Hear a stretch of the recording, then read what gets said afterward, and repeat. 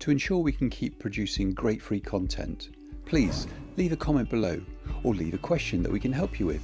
Then like and subscribe for all the latest updates. Thanks for taking the time to watch this video. Tips, tricks and accessories. Let's go through some tips and tricks that will help enhance your photography and help you out in some certain situations, and some possible basic accessories that you may consider. Third-party apps. I know that there's a mountain of apps out there for photography. We've mentioned a couple like Lightroom for shooting in RAW and the fine-tune editing, Zenfolio for mass storage, sharing and printing, and maybe FilMIC Pro for the videos. One that I use a lot is an app called Sunseeker. This is to know where the sun is going to be at a certain time of day. This is very useful if you're unable to know where the location of the sun is if you're planning a shoot. So when you open it up, it shows a compass image and also the current location of the sun, angle, position and path for the rest of the day. Certain buttons like now, you can dial in a date or to show future solar paths. In the details button, you can see different charts and tables. And in the More Tables and Notifications button, you can view the golden hour and blue hour times. Then on the Map button, you can view the satellite mode, which will show you a certain time and place of the year where the sun will be. This is really good for shooting buildings and portraits, etc., for when the sun needs to be in a set position with a particular background. For example, if I wanted to shoot Buckingham Palace, what time of day is the sun going to be at the front of the building? It's a big building to be in shadow and it wouldn't look good in a photo. So we go to the search bar and type in Buckingham Palace, London. Here we can see Buckingham Palace, but how do we know where the sun's going to be? Well, at the top, if you tap on the pin pointer, this will now overlay the solar chart. As we can see, any time up to 10:30 in the morning would be a great time to shoot. But on the baseline where the months of the year are, if you slide backwards and forwards, you can see how this will change depending on the time of year. Another app I use is Pixaloop. As mentioned, I do a lot of video as well as photography and a lot of other media things. Now the benefit of Pixaloop, you can add impact and drama, bringing photos literally to life. This will also help you with the thought process of composition of pre and post shooting.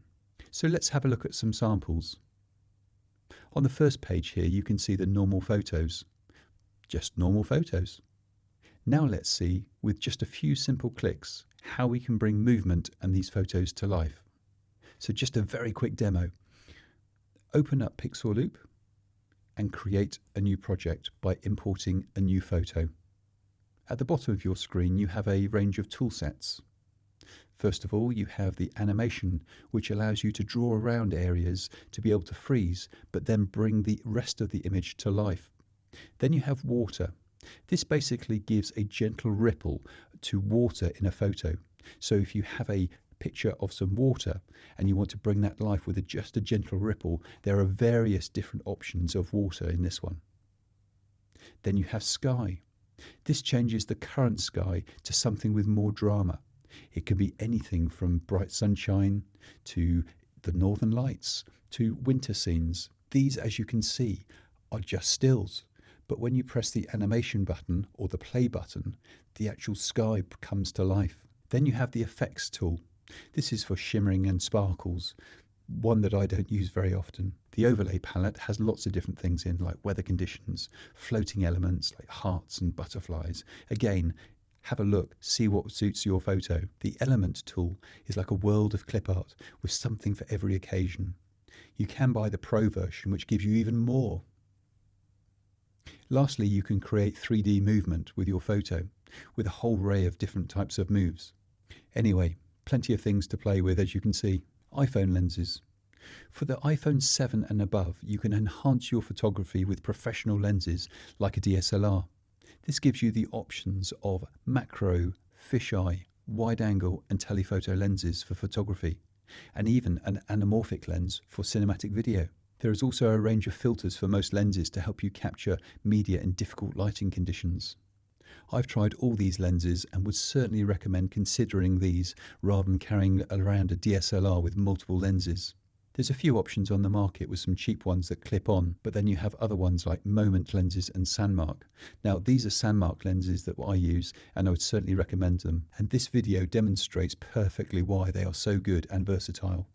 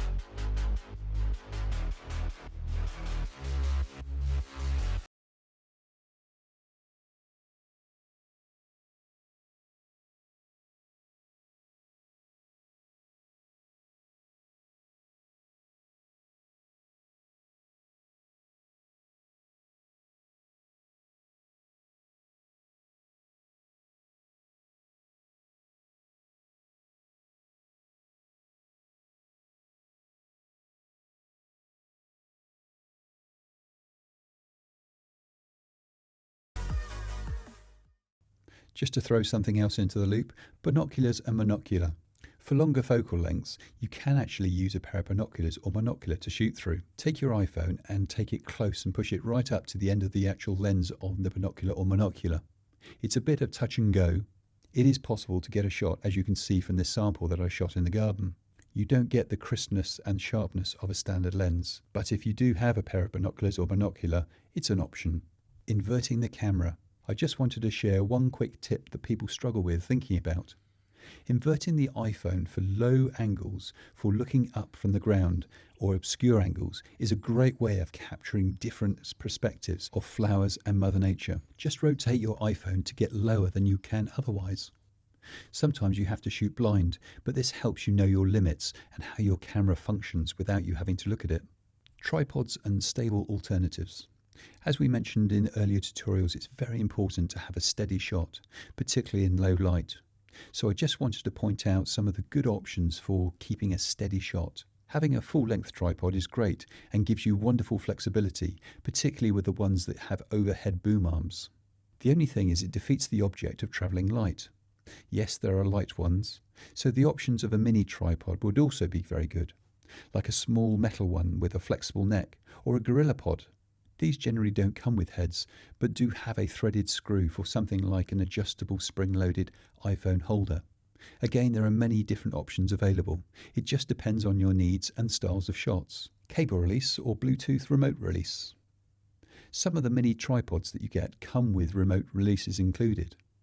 This is another way of being able to not touch the iPhone while shooting, giving less chance of movement or blur from touching the screen.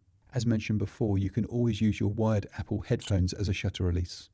If you don't have this option, you can always use the self-timer on the camera as an alternative.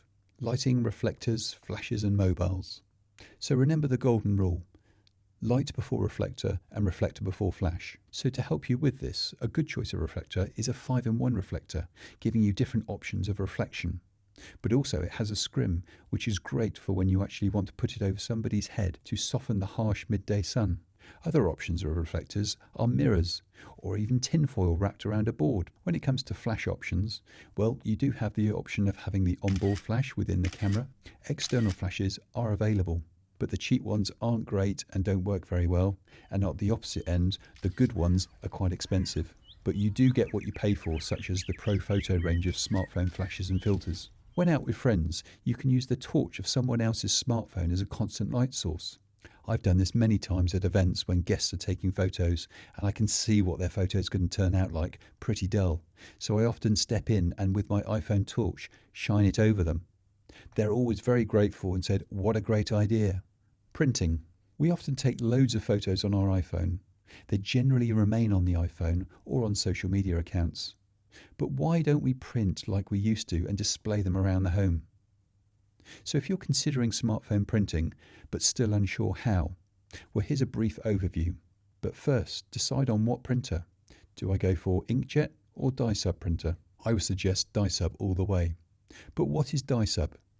It stands for dye sublimation, which is a printing technique that diffuses dye onto photo paper. So why dye sub over inkjet? Well, it's far superior quality. The prints are far more durable. They're dry when they leave the printer and water resistant. The printers are reliable and you get the exact amount of ink for paper used, so no wastage. The printing speed is really fast too. As technology has advanced, the printers got smaller and lighter. So do I use them? Yes, I have 3 different printers, each with different needs for my different clients. I also headed up the souvenir photographic team for Image Insight at the London 2012 Olympics. With a team of over 100 people, we used them and printed over 65,000 dye sub prints. So yes, they're very durable and very reliable. To ensure we can keep producing great free content, please leave a comment below or leave a question that we can help you with. Then like and subscribe for all the latest updates. Thanks for taking the time to watch this video.